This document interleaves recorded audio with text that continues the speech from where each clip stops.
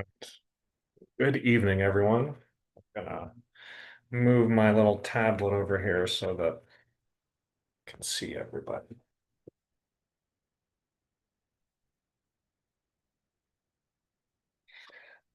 Oh, good evening. Amitofo. We will begin as we always do with a bow and the recitation of the four great vows. I will join palms and bow. I vow to deliver innumerable sentient beings. I vow to cut off endless vexations. I vow to master limitless approaches to Dharma. I vow to attain supreme Buddhahood. So, good evening to you all, or good morning for some. Some are joining all the way from Singapore, where Gilbert has recently visited. So I am using as today's leaping off point, or as our platform. Sometimes that's the way that Gilbert refers to it, uh, as the same as we had last week. This treatise on awakening Mahayana faith. And I wanted to kind of go over review just a few of the basic things that we investigated or we looked at, we tried to make use of. We looked into faith as function. So this function on the title, The Awakening of Mahayana Faith, this faith, the function of it is to clarify. The function is to allow a resolution that enables action. So we looked at this from the perspective of the Abhidharma, where faith or Shraddha is a mental factor that is present in all wholesome states. Any beautiful state of mind has as its foundation faith. So this faith is a function of mind. It is not something outside of mind. Then the awakening of this faith is the awakening or the clarification of the mind, the opening up of the possibilities of mind. Towards this end, we looked at sentient beings as being entirely faith-based.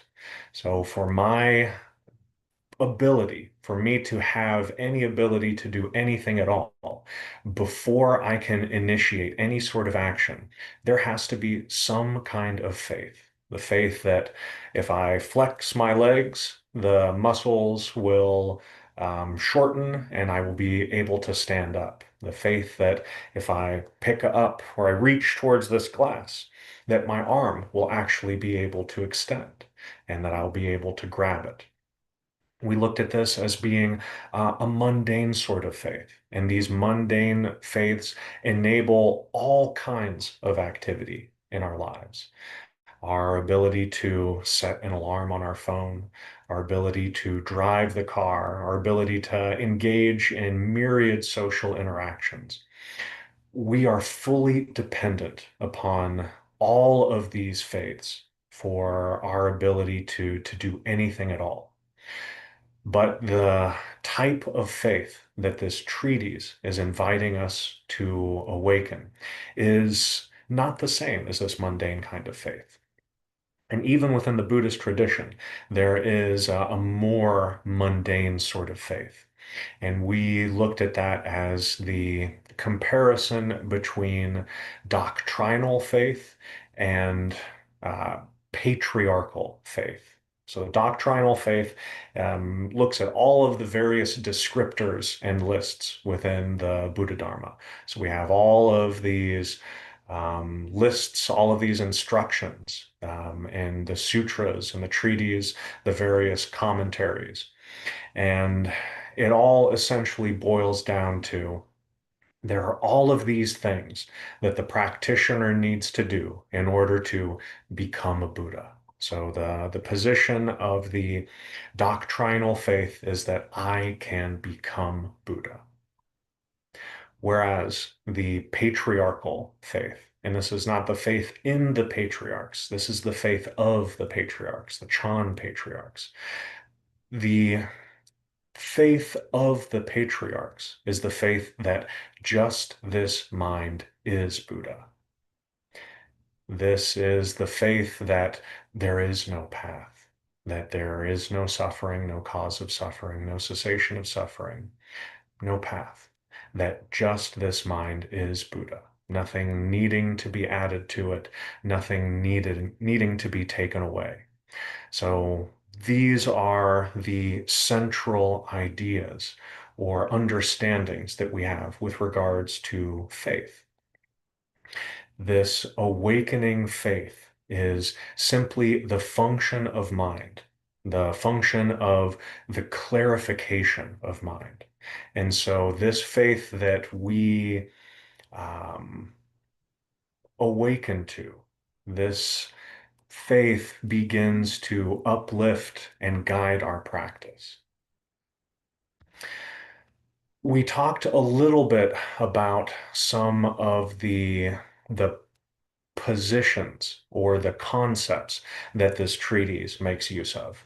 And I wanted to go over one particular list. It's actually a couple of lists sort of Russian doll nested together. So in the awakening of Mahayana faith, the central position, they break it down in some of the commentaries. They call it the one mind, the two aspects, and the three greatnesses. So as far as Buddhist lists go, this is pretty easy. It's as easy as one, two, three. So we start with one mind. And as I said last time, I really don't particularly care for the descriptor one mind. If you bring this to Gilbert, he is going to slap you with, well, where does the one return to? So this mind, but for the purpose of this very simple and effective presentation, one, two, three works very good. So this one mind is just this mind. It is the central principle. So when this treatise starts to unpack what Mahayana is, it doesn't look at it as Mahayana being one vehicle of Buddhism as compared to another. It is not Mahayana compared to Shravakayana or Hinayana or Pratyekayana, any vehicle of Buddhism. Instead, it looks at Mahayana in terms of a central principle, that principle being the mind of sentient beings. It is your mind, it is my mind, it is the mind of the cats in my house, it is the mind of the insects outside, it is the mind of all sentient beings, not just of this sphere, but of all possible spheres. Just this mind is the one mind. These two aspects. So this one mind can be, or just this mind, can be looked at it from two different perspectives. One of them being the absolute, the other one being the phenomenal. So this is a list that we should probably be familiar with regards to Nagarjuna and the Madhyamaka school. So he had the two truths, the relative and the absolute. So that's exactly what this is. The absolute being what has no divisions, what allows for no differentiation. It is just mind without any kind of boundaries, not even the container of one. The phenomenal is samsara. It has to do with birth and death and cyclic existence. And so in this, you have all sorts of apparent dualities. You have birth and death. You have you and me. You have inside and outside. You have good and bad. And all of these things appear within the phenomenal sphere. So one mind, two aspects. So this one mind is both of these things, both of these halves, both of these potential understandings or expressions. And the treatise unpacks this a little bit more with the three greatnesses. these being essence, attributes, and influences. Essence is common to both the absolute and the phenomenal. So out of these three, only the essence is considered to apply to both the absolute and the phenomenal. And the essence is suchness. And suchness is completely undifferentiated mind. Mind is not present in one phenomena more than it is present in another phenomena. Mind is not greater in what we would conventionally consider holy and lesser in what we would conventionally consider unholy, profane, or bad. It is this essence that leads the various Buddhist teachers or presenters to say that there is no high, there is no low, there is no sacred, no profane, there is no near, no far. This is the essence of all of mind. It is common to all aspects. It is undifferentiated. There is not greater amounts of suchness in the absolute as compared to the phenomenal. It is just mind. One of the things that this treatise says, which I actually quite enjoy a lot, is that suchness is just a word to put an end to words. So suchness is entirely oriented towards bringing about a realization of what is non-conceptual. And this absolute aspect or the absolute sphere is the sphere or the realm of the undivided, the non-conceptual. And so suchness absolutely applies to the absolute, but it equally applies to the phenomenal. But it applies to the phenomenal as a tool, as a word to put an end to our clinging, put an end to all of our false attachments, put an end to our wrong ideas about personal possessions. It's just a word to put an end to words because the nature of the phenomenal sphere and phenomena in general is that they are entirely dependent upon concepts. So one of the tools that a Korean commentator, Wonhyo, uses with regards to this treatise, something that I bring up all the time with my students, and I even brought it up in my discussion on the Samdhinirmochana Sutra, it is the three natures. So we have the conceptual nature of things. And so this is the name that can be applied to any kind of phenomena. You know, we got a statue, we got a weird guy, we got beads, we have all of these concepts that can be stuck onto things like little post-its. So the concepts are like the post-its that we stick onto things. That's their conceptual nature. And not only does their conceptual nature cover their name or what we perceive as identity, but also all kinds of attributes and qualities. So we could say that an attribute of this statue is that it's brass, an attribute of that statue as it's jade, an attribute of this strange character is hairy. All of these attributes, physical attributes, uh, moral attributes. This is a good statue and this is a bad statue. I like this one and I don't like this. All of these labels, all of these possible stickies, they only have to do with the conceptual nature of things.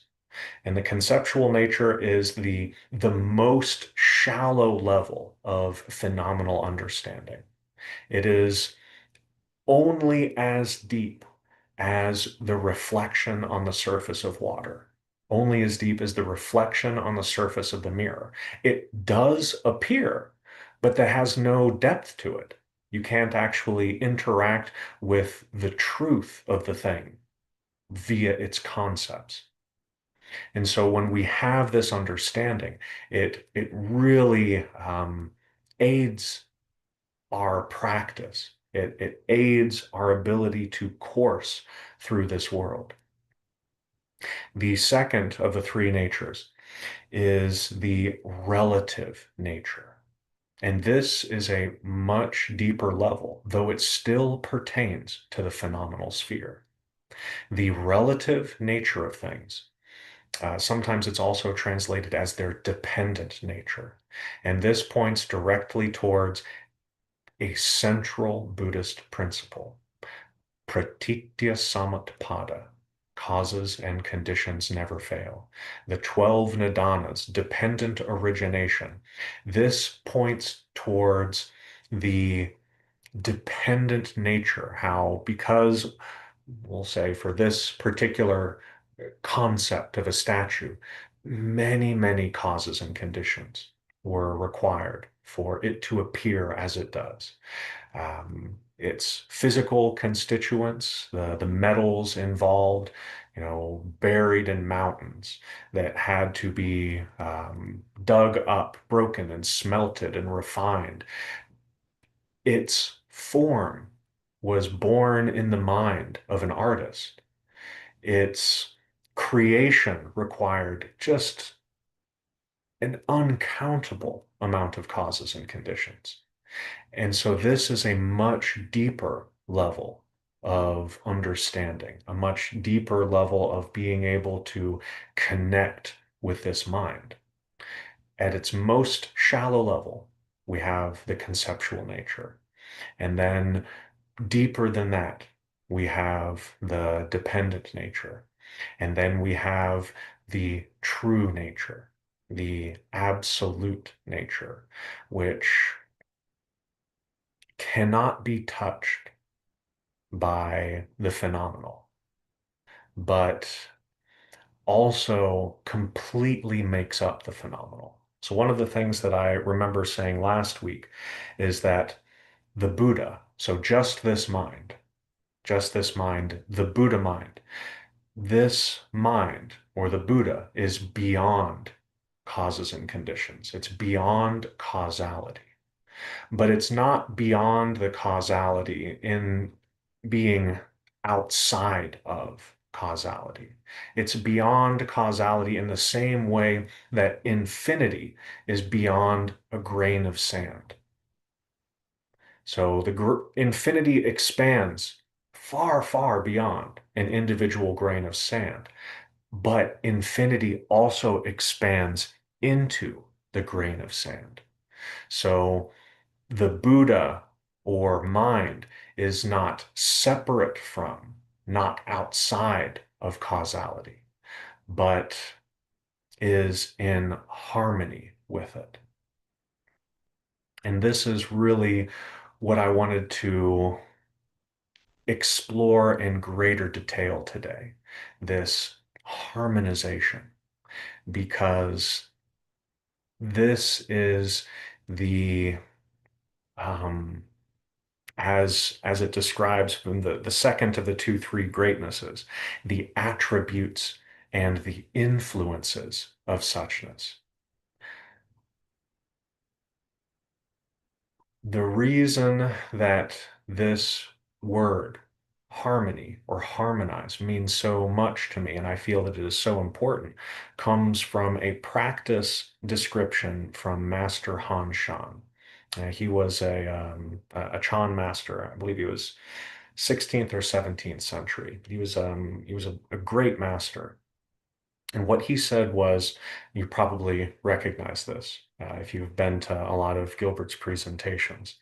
But he said that, actually, I'll directly quote it because I got it.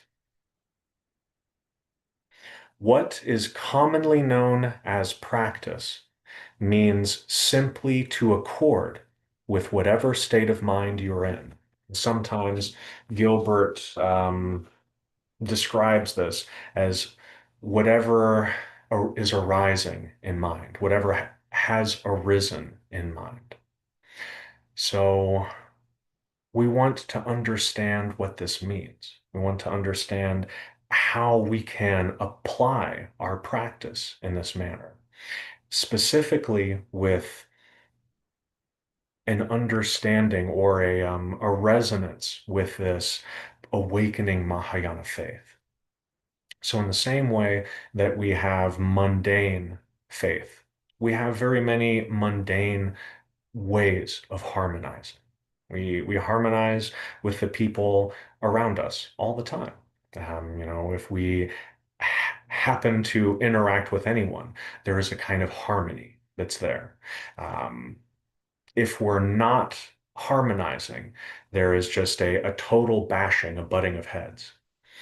As it is, we don't particularly find that to be pleasant most of the time.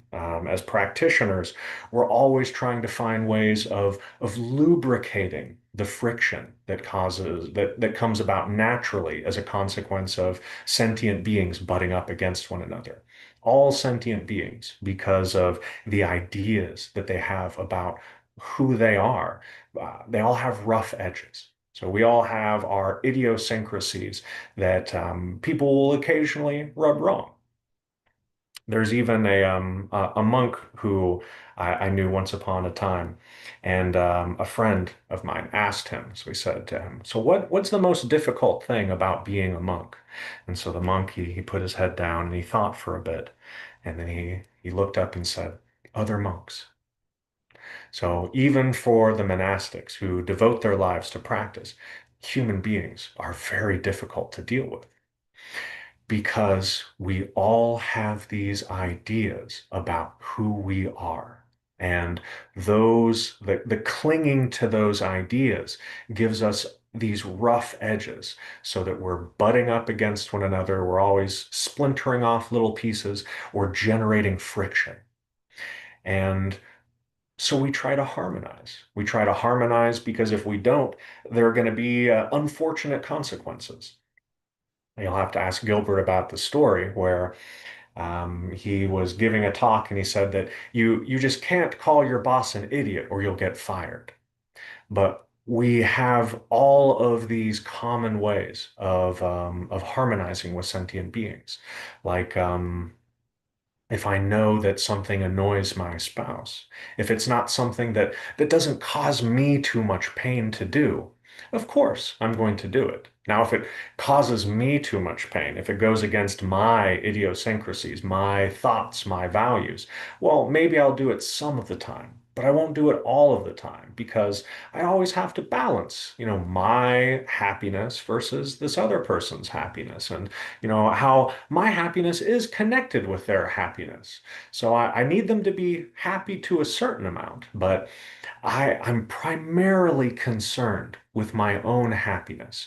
And so this mundane way of harmonizing is how can I get what I want out of life? How can I be happy? And so this becomes our mode of being. So we harmonize because I want something. But this kind of harmonization is very limited in nature. And it's a harmonization that always requires fiddling with because, even if we do have the best of intentions, we're always receiving information. We're always trying to dial in the various knobs. Like how can I increase the level of harmony? Well, somebody just came in through the door. They're upset. These things happened to them today. Therefore, I need to adjust my behavior in all of these ways. So we got to toggle all of the knobs to lead to this more heightened experience of harmony because we want to feel comfortable. But this kind of harmonization never ends because it is fully dependent upon all of these various entities, which are not actually set in stone. All of these causes and conditions are constantly in flux. And so this kind of activity can be just very exhausting because we're always fiddling with this or fiddling with that. But there is a much deeper kind of harmony that is simply the given. When we consider just this mind, mind is always in harmony with mind, because there are no separate bodies, there are no separate entities, there is no fluctuating changes. So a new body comes in and mind doesn't change. Its essence is not different. Its essence is completely undisturbed. It is just mind and mind. And so when we work from this understanding or this perspective, we know that harmony is simply the given. Harmony is just the way that things are. Everything is perfectly in accordance with causes and conditions. Causes and conditions never fail. It's completely and absolutely precise. It's undeviating because this is simply the activity or the function of mind. This is the way that mind is within the phenomenal sphere. It is perfect. There's nothing that's out of place. Nothing needs to be taken away and nothing needs to be added. This kind of harmony is an absolute harmony. This is the harmony of the Mahayana. This is a harmony that is boundless, has no beginning, and it has no end. But this kind of harmony is something that we have been entirely alienated from. We are alienated, and I'm going to go back to Han Shan, where he says the difficulty is that since time without beginning, seeds of passion, deluded thinking, emotional conceptualizations, and deep-rooted habitual tendencies have obscured this marvelous luminosity. All of these, what the treatise refers to as wrong attachments to the conceptual nature of things, has led to a complete alienation from this underlying harmony, the harmony that simply is our essential nature, the essential nature of mind. Many places they'll describe it as being stillness or quietude. But this isn't a stillness or a quietude that can be compared to something else. It's not, we have stillness over here and we have motion over here, because it doesn't actually have to do with the phenomenal elements. It has to do with the essence. And the essence is suchness. The essence is completely non-conceptual in nature. Concepts cannot touch it, but we try our best to describe with stillness, with harmony. It's not something that we can grasp with our thinking minds, but this is something that we can actually begin to feel with the heart. Again, we can't have the idea that this is my heart that is feeling it, because so long as we have that idea, we are introducing division. We are introducing duality. But the essential nature of suchness is non-duality.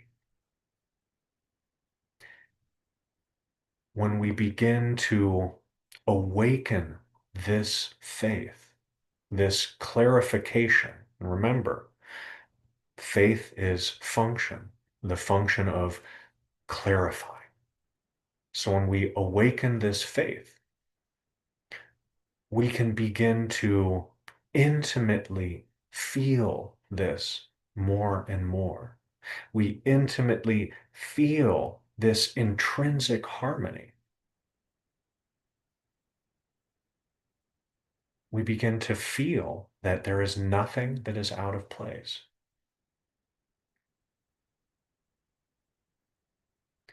And this isn't to say that There is nothing that happens as a result of this. There is a Chan story, which many of you, I'm sure, have heard, that I've been thinking about a lot recently. And this is the story of the monk who is on a biguan, a solitary retreat. So he's on a solitary retreat, and this like wealthy woman has set him up in a cabin. So he's up in a cabin in the woods, and he is practicing very diligently. And the woman thinks to herself, well, I haven't heard from this monk in a while. I wonder how he's doing. So she goes to her daughter and says, I want you to bring him his food. Now, don't just leave it on his floor the way that you normally do. I want you to take it in to his cabin, and then I want you to act like you're interested in him because I want to see what he's going to do. I want you to find out how his practice really is. So her beautiful daughter takes his daily meal into the cabin and she sets it down, and she comes up behind him, and she rubs on his shoulders. Oh, you're so tight. Let me help you with that. And the monk who's sitting in meditation, he says, I am dry wood and cold stone. So the daughter stops what she's doing and she goes back to report to her mother. The mother is not particularly pleased with the monk's reaction, and so she sets fire to his cabin. And this is the end of the story that it's been told, as it's been told to me. But I've been thinking about, what happens next? And I think that the old woman, or the wealthy woman, she goes to the monk and she says, what are you doing outside of the cabin? If you are dry wood and cold stone, you should be in there burning. But the life of a practitioner is about more than just that. The life of a practitioner is about responding to function, responding to the causes and conditions. And so this was an invaluable lesson to that monk, that he is in fact not dry wood and cold stone, but instead there is this deep function of the heart. And so as we begin awakening to this Mahayana faith, this awakening mind, this awakening heart, it does not make the practitioner do nothing at all. The practitioner becomes so much more active because the practitioner is not actually a practitioner. It's not actually a separate being. There is simply the functioning of mind. But it's the functioning of mind with increasing clarity. And that increasing clarity begins to reveal these second of the two greatnesses. These are the two greatnesses that are particular to the phenomenal sphere. These are the greatness of attributes and the greatness of influence. So the greatness of attributes, this refers to what the treatise describes as the numberless excellent attributes of mind or of suchness, where it is immovable, where it is unchangeable, where it is four of the traditional things that they ascribe to it. It is purity. It is true self. This is where we encounter the self nature of mind. It is bliss, and it is everlasting. So these numberless excellent qualities are revealed, but they're revealed by the practitioner reflecting it through their activities. Because remember, as we are awakening this Mahayana faith, what we are awakening to, what we are realizing is that we are not separate entities, separate beings, that we are just this mind, that we are simply at the most shallow level, the conceptual. Sure, you can give a name. You got Ian, and give a species, a human being. We can give all of these qualities or descriptors. Those apply.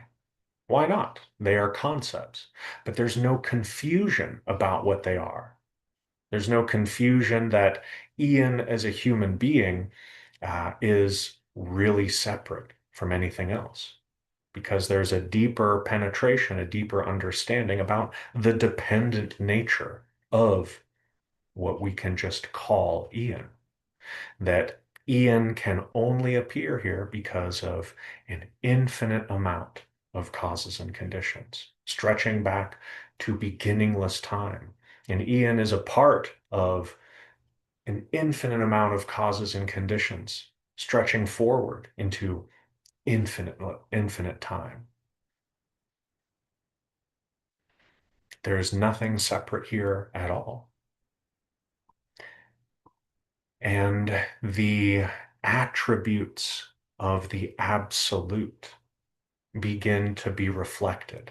So one of the sayings that I've heard Gilbert use many times about the Chan school, they talk about the like the shining dragon eyes in the withered skull. So the withered skull is the phenomenal aspect, the body. This body is slated for destruction. It's inevitable. It's going to happen. But those shining eyes, that's the capacity of the absolute to be reflected. So this mind that we are all using is none other than the Buddha mind. And this Buddha mind is imbued or endowed with all of these numberless excellent qualities. That is the true nature. The true nature, the self nature of mind, the Buddha nature is infinite wisdom, infinite compassion, unending, spontaneous, skillful activity. These are the numberless excellent qualities, the attributes of suchness, that as this faith awakens, begin to reflect in the phenomenal sphere. Of course, they will never be able to be reflected perfectly because infinity cannot manifest in its entirety in any one thing. Nevertheless, infinity is present in its entirety in all of these things, even if it is imperceptible, even if it is inconceivable. But the awakening mind knows this. The awakening heart feels this. And the practitioner, through diligent cultivation of intimacy with what is intrinsic, begins to reflect this in their activities of body, speech, and mind. We've probably all been around a very good practitioner and felt something from them. We felt, wow, there's something there's something beyond what I know happening here. I know that when I attended my first retreat with Gilbert, I had no idea what was going on. All that I knew was that I had no idea who this man was, but that his heart was so wide and that his understanding was so great that I felt something in me stirring, something awakening, because this sincere practice led to a realization of this intimacy, and this enabled a reflection of the attributes of suchness. And I've actually probably been covering the influence of suchness as well, because the influence of suchness is what gives rise to all good causes and effects. In the Buddha Nature Treatise, it talks about mind's uh, mind's drive towards self-realization. So mind uh, produces these good causes and effects that lead to awakening to mind, that lead to intimacy with mind, that lead to the the experience of all of this virtuous activity in the world.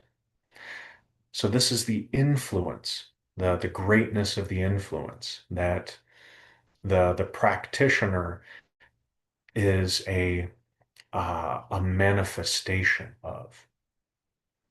In the Shurangama Sutra, it describes Guanyin Pusa, Avalokiteshvara Bodhisattva, as having numberless hands, numberless eyes, always working, manifesting innumerable bodies that help sentient beings to realize or fulfill their wholesome wishes, so that in fulfilling them, they can then begin to turn their attentions towards the Dharma. And as practitioners, as we work to demonstrate this deeper level of harmony, this is what our activities of body, speech, and mind do. They reflect, they they they reflect these excellent attributes.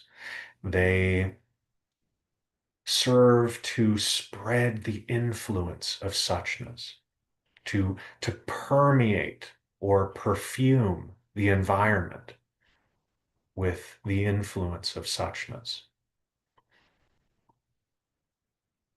When there are people in our lives who have wholesome wishes, we help them as best we can. If they want to be a good parent, we help them, we advise them. If they want to get into public service, we encourage them. We help to enable all of those things. When people come for advice, we give the best advice that we have access to. Sometimes it's not a whole lot. Sometimes all that we can do is just sit and listen.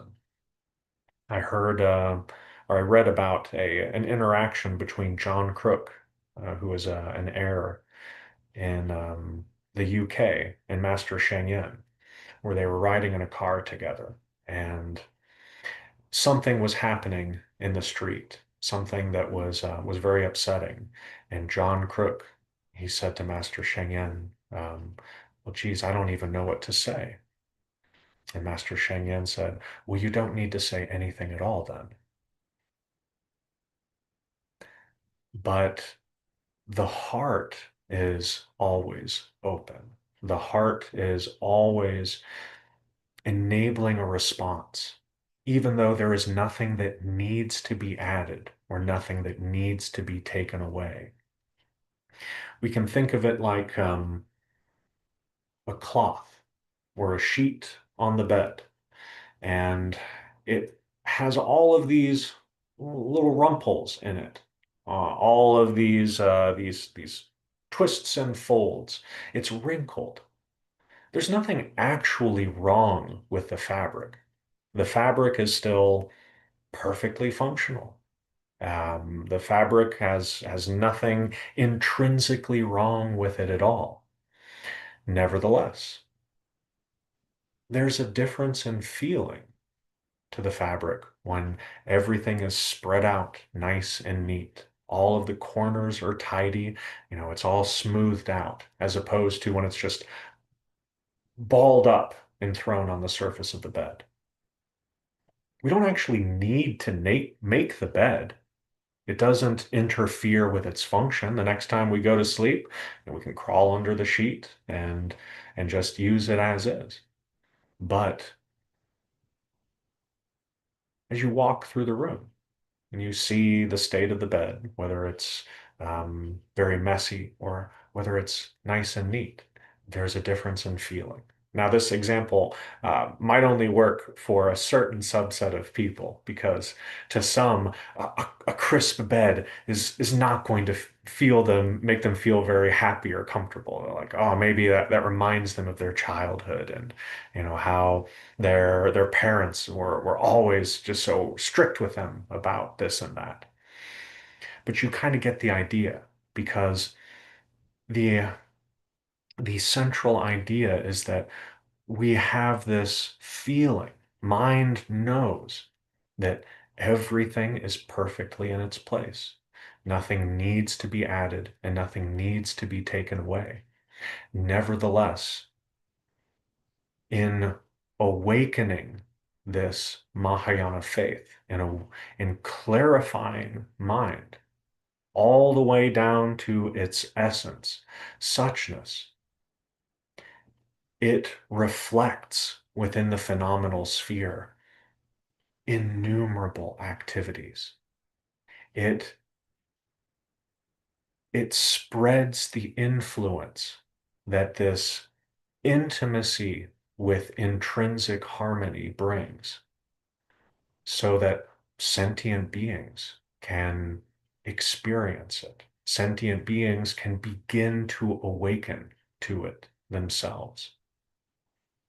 Just the mind believing, wrongly investing in the conceptual nature of things begins to let go of those attachments, those emotional conceptualizations, and instead recognize the intrinsic freedom of suchness, which is not more present in one person than another.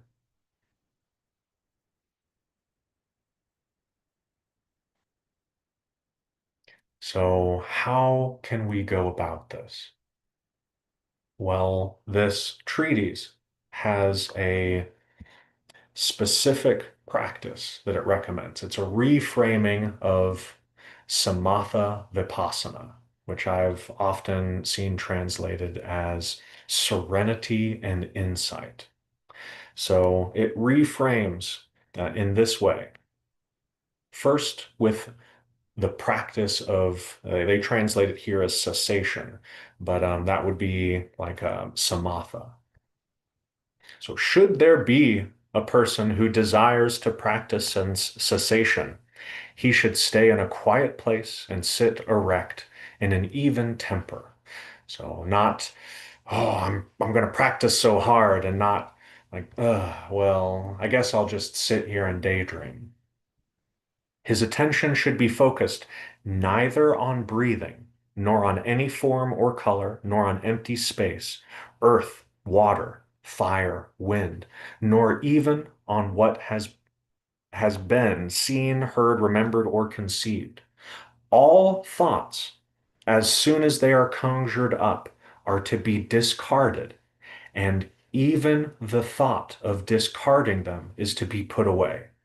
For all things are essentially transcending thoughts and are not to be created from moment to moment, nor to be extinguished from moment to moment. Thus, one is to conform to the essential nature of reality through the practice of cessation. There's a tremendous amount going on in this sentence. All thoughts, as soon as they are conjured up, they come almost as if from nothing. They come from the void. Shoo, here they are in mind. As soon as they come up, they are to be discarded. Just let them go.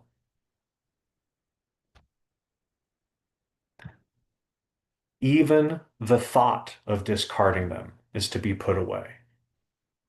All thoughts are to be treated this way because all thoughts only have to do with the conceptual nature of things.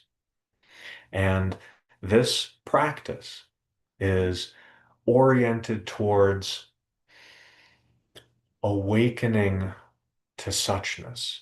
And so we can't hold on to any of these thoughts. For all things, including thoughts, are in the state of transcending thoughts. Because what was a thought before the thought of a thought arose? It's just mind. Before there is the concept put around anything, there's just mind.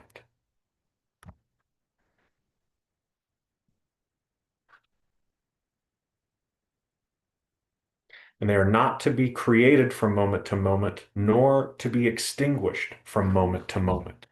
This is representative of a radical shift in the way that we relate to things. We're not trying to create nor destroy. We're simply just opening the hands, letting them run through without adding anything to nor trying to take away, not trying to suppress, not trying to uh, get rid of a certain kind of thought and get more of a certain kind of thought, simply to allow the mind to rest.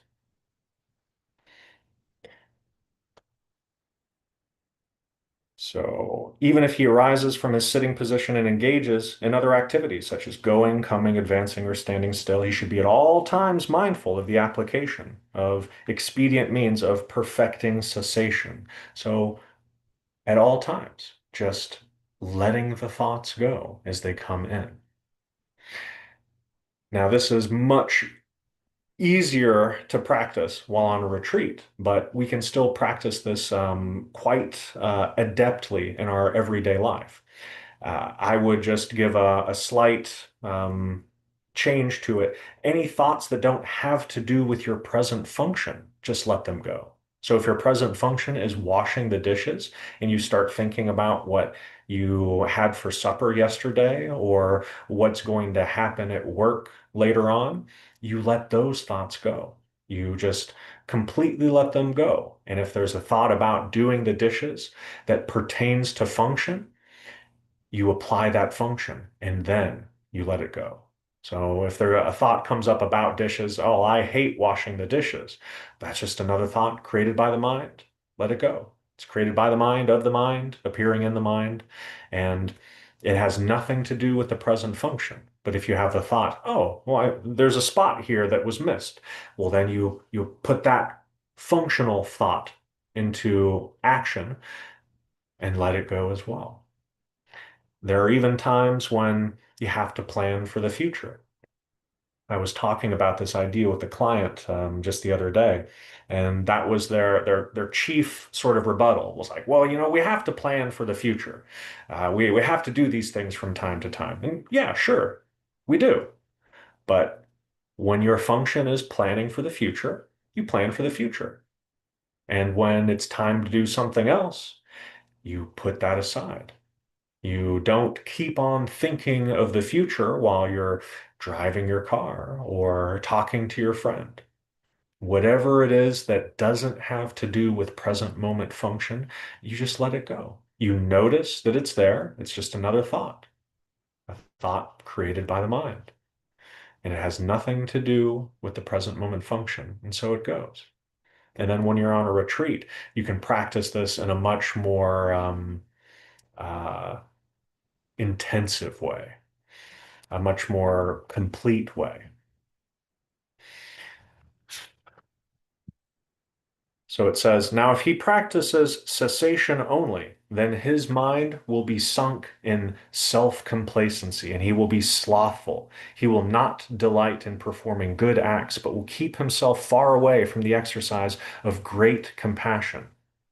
It is therefore necessary to practice clear observation as well. So, if this is all that we're trying to accomplish, we are like that monk. I am dry wood and cold stone. But this isn't it, because this is only attending to one of the aspects of mind, the absolute aspect. It does not take into consideration the phenomenal aspect, which is also mind. And for that reason, we have the clear observation. So he who and it reads as this: he who practices clear observation should observe that all conditioned phenomena in the world are unstationary and are subject to instantaneous transformation and destruction, that all activities of the mind arise and are extinguished from moment to moment, and that therefore all of these induce suffering. So we have a lot of the motivations behind the practice. We have a recognition and a consideration of the function of the heart in the practice, where we recognize that illusory sentient beings are mired in suffering, that the world of samsara is a burning house, and that we want to help those that experience themselves as being trapped inside, even though they are not actually trapped. The mind is always free, but we recognize that the phenomenal sphere appears. And in recognizing that and in harmonizing with that, the activities of body, speech, and mind that are produced reflect the greatness of attributes and spread or permeate the greatness of influence of suchness.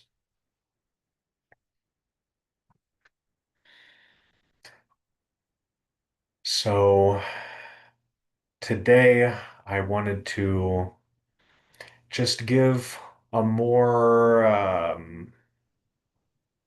common example about how to apply this practice, about how this kind of understanding can really begin to transform what it is that the practitioner seems to be capable of. This idea of harmony, of harmonizing with whatever is arising in mind, is of incalculable value. But we have to remember that there are these two different aspects to mind, the absolute and the phenomenal. And the harmony that comes from this absolute aspect is just the given. It is unmoving, it is never perturbed, and it knows that all things are perfectly in their place, that no thing needs to be added, no thing needs to be taken away. And it is harmony within the phenomenal sphere because it enables, it unlocks limitless potential.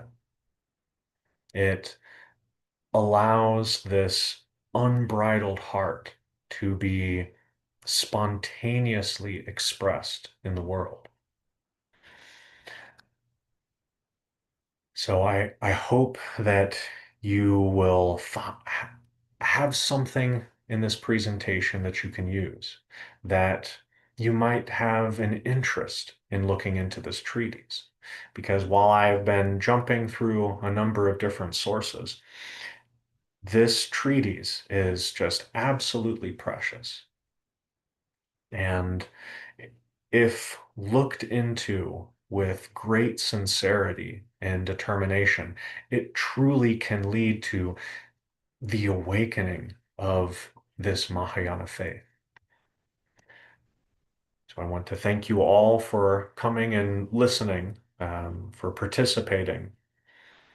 And I also want to transfer any merit that was generated, any benefit that could have been created from this presentation to Beverly.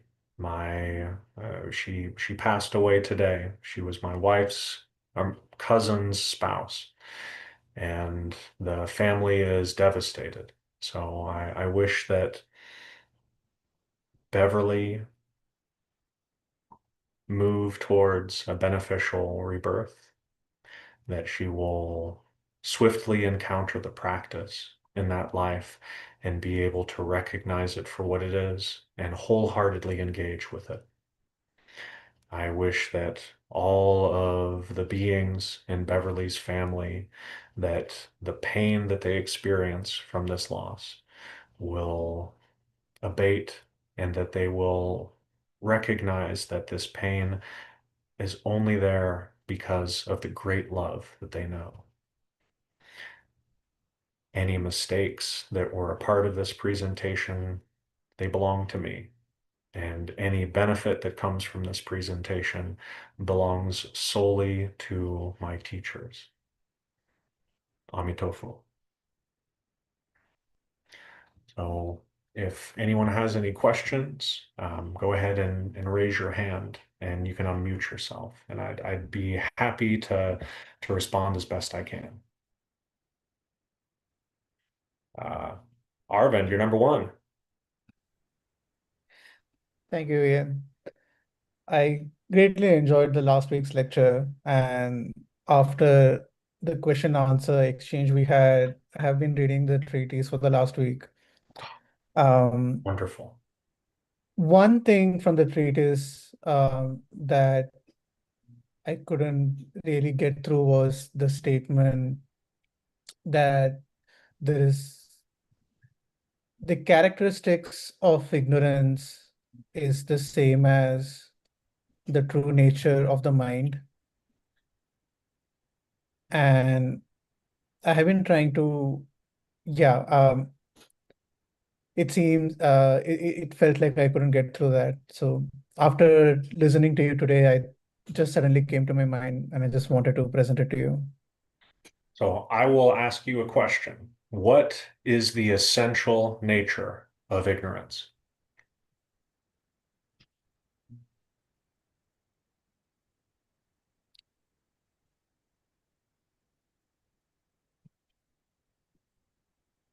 Just emptiness,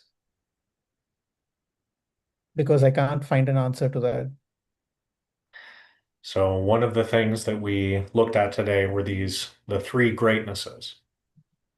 And the essence is common to all. The essence is common to the absolute. The essence is common to the fully awakened mind. It is common to the phenomenal sphere. So any ignorant states of mind as well.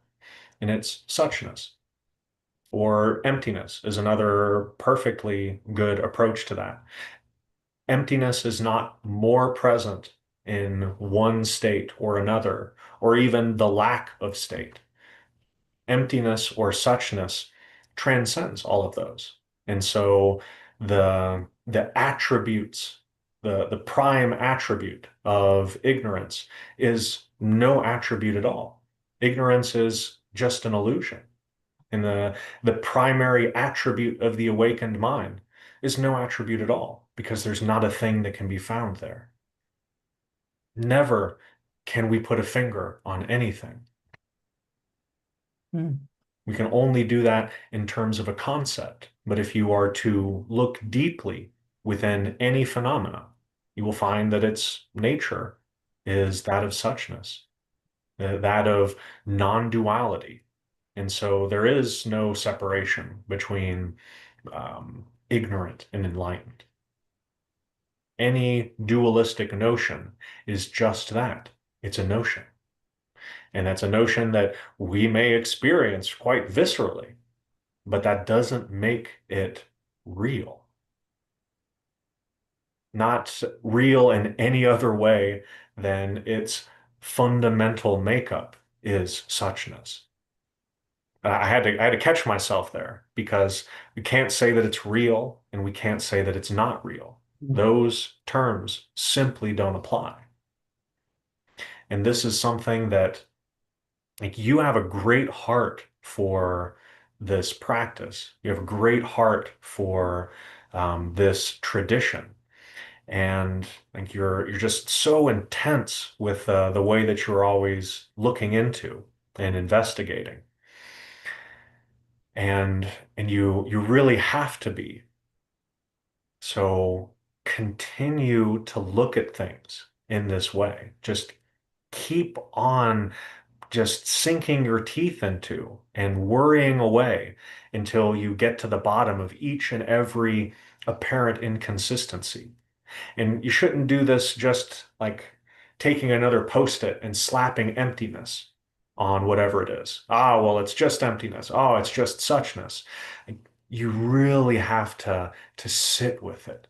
You really have to contemplate it, let it rest in the mind, and watch it fall apart. Don't just put a sticky note on it and slide it off the table because I can tell you from like personal experience, you're going to end up with like, oh, I printed this out, but you'll end up with just stacks and stacks of things with the sticky note emptiness on it that you still have to go through. You still have to sit with, but you're you're well positioned. And it is a very good question. And I think that lots of folks will get benefit from your having asked it. Thanks, Ian. Thank you. All right, Matt, you're up next.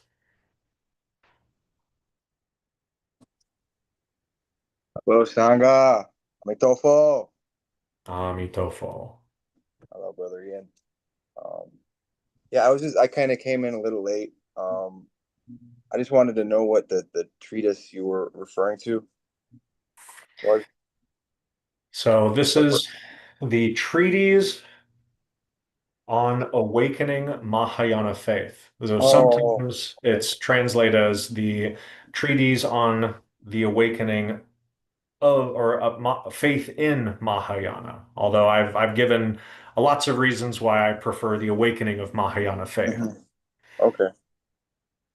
But this was an incredibly important treatise. It's had hundreds of commentaries written on it, deeply influential in the Chan, the Huayan, and also the Pure Land school. It's just absolutely phenomenal, and it's very short. But for being short, it's just incredibly robust. There's Mm. so much wonderful material in it.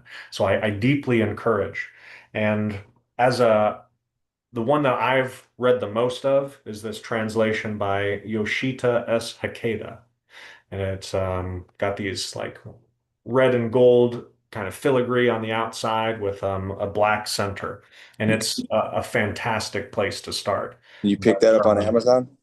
yes, you can get that on Amazon, but there are many translations. Yeah, like Red Pine. I don't think Red Pine has one, not that I'm aware Oh, of. okay. Um, I wouldn't mind that at all. Yeah. But just grab one, Okay. dig in, and get ready for just a wonderful journey. Yeah, I remember we actually had at our Sangha in Chicago we had with I think Venerable Guagong. I don't know if I pronounced her last name right, the name right, but she covered that this most recently this past year. I remember now the awakening of the treatise of. So I have quite a bit of notes to definitely go over, and yeah, it was a very enlightening couple days of lecture. I will say that much. Yeah. I have read through this treatise, I don't know, probably only 5 or 6 times. But Uh, the current time, I'm going through 6 translations simultaneously. So we're going to like double the amount that I've gone yeah. through in one fell swoop. Um, and thank you, Arvin has shared in the chat a number of links to online versions of this. Thank you, Arvind. But it is Thanks. it's very wonderful. Okay. And yeah, just dig in, dig in. Okay. Thank you again for taking the time to do this while Shifu's gone. I mean, I really appreciate you. And I still haven't joined. I been able to join any of your own lectures. I know you're still doing those on Mondays or Sundays. Sunday Sundays. mornings. Sunday mornings. Okay. Well, as I continue to advance in the practice, it seems to be more clear that this is the function. The function is to share the Dharma. Mhm. Whether there's an opportunity to do this in a forum like this, where there are other students, or to share it just in acts of kindness and compassion during the day. Mhm. But this is simply this is the practice of Dharma. Mhm. And what I shared about reflecting the greatness of attributes and the permeation of influence. This is the way that I genuinely am experiencing the practice more and more. Not trying to get anything for me. And as my focus has shifted in that way, it's very, very different. It's Yeah. very wondrous. Mhm. I completely agree. Absolutely. Thank you again, man. I appreciate you, Ian. Thank you. Amitofo. Thank you. And Sam, Hi, Ian. It's really it's good good to to see see you you. again. And fantastic lectures today and last week. I was going to second what Matt had said. I think it's great too because Guang Fashe gave a retreat based on this exact text, and you spoke on the part that I find the most striking, which is the part where uh, the translation I read is different, but it's about like severing or discarding each thought as it arises, Mhm. especially the thought of discarding thoughts. And you explained it very thoroughly, so I don't mean to take too much time, but there's just to make sure that the understanding is right. It's discarding the thought of discarding thoughts because that is like this underlying thought that's labeling that there are thoughts in that sense, or that there are thoughts to be discarded in the first place, kind of giving them a reality. That's one of the ways that I approach it, is that it is imbuing the thoughts with tangible reality, that it is inviting an experience of concretedness when what you're trying to do is recognize that there is nothing concrete there at all. That, as Master Han Shan says, the 3 realms are mind only, and that the myriad phenomena are just consciousness. That makes, yeah, that makes a lot of sense. That makes, yeah. Thank you. So I just wanted to clarify that, and I just wanted to thank you so much for taking the time to give lectures as Matt did. Because I every time I get the opportunity to listen to you, I feel like I go through a series of mind blowers, if you will. So thank you, Ian. It's great to hear from you and see you. It's great to hear and see you as well, Sam. Yeah, this practice of cessation and clear observation, it's really nothing other than silent illumination. Silent illumination, just given a different title and slightly different tweaks with regards to its instruction. All right, we got Wendy as a latecomer. Thank you. Thank you. Um, I appreciate very much what you said and Sam said about all the thoughts when you come, just let it go. It seemed like like you said, the silent. Um, however, like, how do you do that though? Like I'm just stick to my thoughts, and I kind of like the dog chasing the tail. But it's kind of, I know it's my head knows, but in reality, uh, I'm not able to just let them go. Like, how do you put into daily life? Thank you. Well, you practice in accordance with your ability. And sometimes you're going to follow the thoughts. I mean, I'm not going to claim to be a perfect meditator. I'm not going to claim to be able to practice this perfectly all day, every day. I get caught up in trains of thoughts all the time. Um, and it's not a problem. Gilbert has given the example on retreat. He says that you have to imagine that when you sit down to meditate, you're at a casino and you got these huge piles of chips and you're about to sit down and play the game. And anytime you engage with a thought, you lose a chip. And then you lose a chip and you keep on losing chips. You've been thinking and thinking, you've been watching movies until you find, oh, I have no chips in front of me. But it's just a made up game. So the snap of a fingers, you start over again and you have a full stack of chips. So as we are practicing, we just recognize that causes and conditions never fail. There are these habitual tendencies that are apparently in effect, but they are only within the realm of appearances. And so we just continue to look through. And that's why this faith is so important, because it's faith that not only clarifies what's happening, so clarifying that a thought has arisen, a cloud has come up, but it has no tangibility. It's going to come and it's going to go. And if the mind follows it in a certain way, it's going to do this or that. It will attract other clouds, but eventually they will always go. So there's the faith in that way, the faith that is always clarifying what's going on. But there's also the faith that enables an activity that allows the setting forth of a resolution. So it is the faith that enables you to just keep doing it, to keep trying, to moment after moment, whenever you've gotten caught up, just remember, everything's created by the mind. It's appearing in the mind, and it is just as robust as a cloud or as mist. In my daily life, I notice the trains of thought that they will gather in the subconscious beyond my common perception. And then I will notice that, oh, I'm getting these feelings, or I'm feeling anxious, or I'm feeling nervous, or I'm upset, or I'm angry. And so that's some of the time, quite frequently, that's when I really notice the buzz of these tiny thoughts they have gathered, and the mind has been investing them with reality.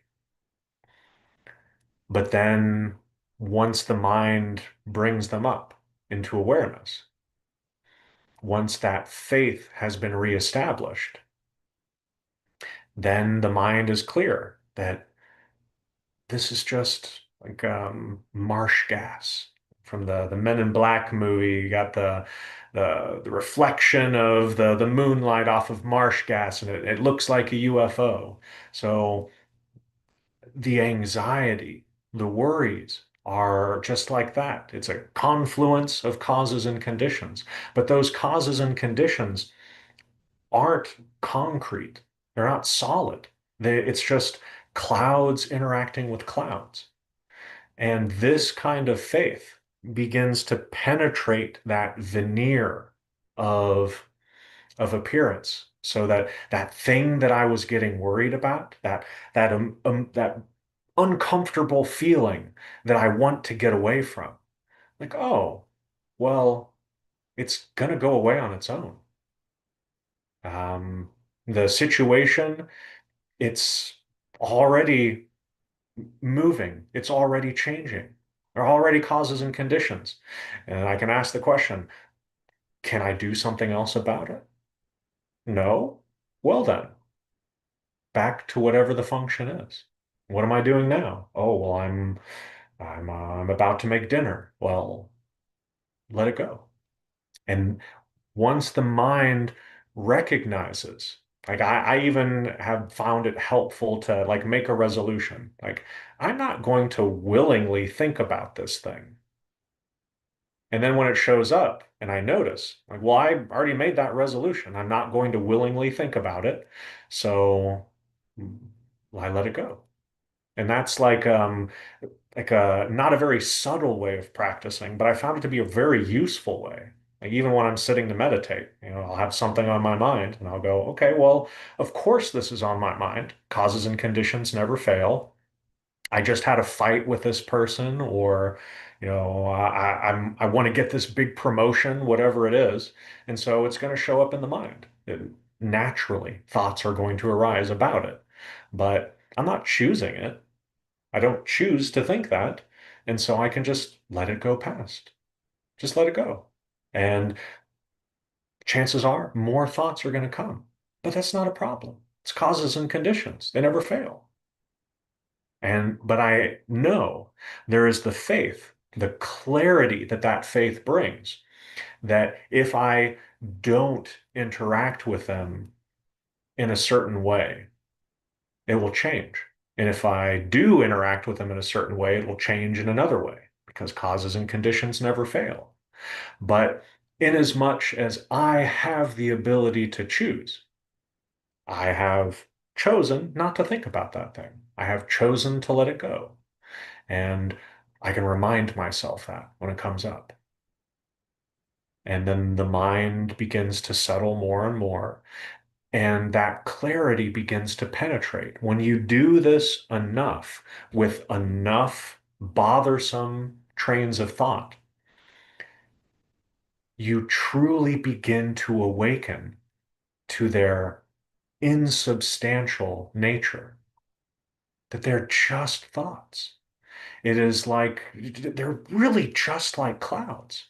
And you begin to see that, you begin to feel that, you know that with an intimacy that even when the thoughts start piling up and making you feel uncomfortable, you can just laugh.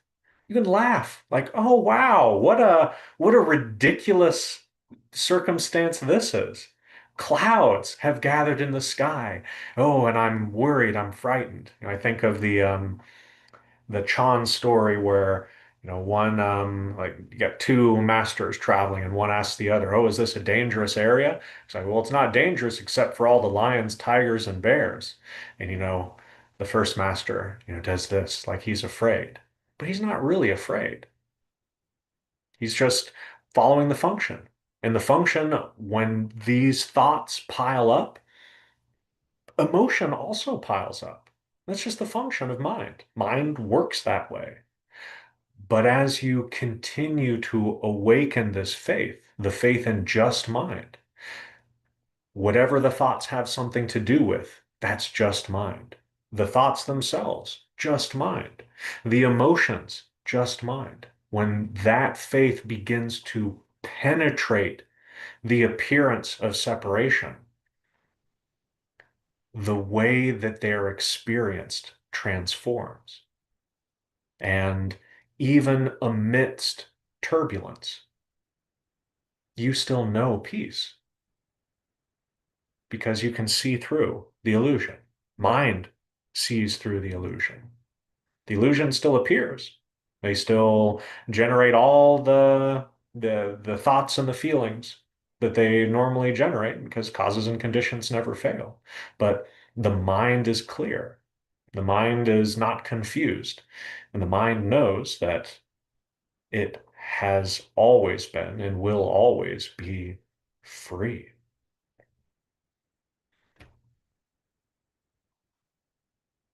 So I hope that that gives you some encouragement because, I'm a practitioner too.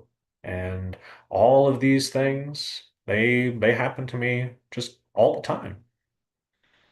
But as the practice moves forward, as the practice matures, as this faith deepens, this awakening happens more and more, the experience, the way of relating to it is very different. It's very interesting, but it's the sort of thing that that initial faith has to allow that determination, but not a rough, sharp determination, just a soft determination that enables continued activity. So it's just about keeping at it, but softly, gently. Oh, not being upset. Oh, I screwed up. Ah, I've been thinking about this thing. Oh, I let it get to me again. I'm such a bad practitioner because mind, mind. And oh, well, everything's in harmony. Causes and conditions never fail. And that harmony is so deep that it's beckoning you, it's inviting you to awaken to it. Thank you. Thank you for your question.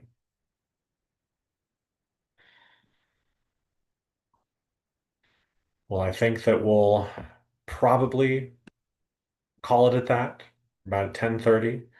But I thank you all for your questions. I thank you for coming and participating. These gatherings are as they are, just as the whatever falls out of my mouth is as it is, because you're here.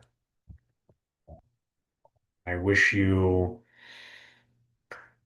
great practice, great awakening, and that your activities of body, speech, and mind can reflect in this world the absolute perfection of the true nature. Amitofo. Beautiful.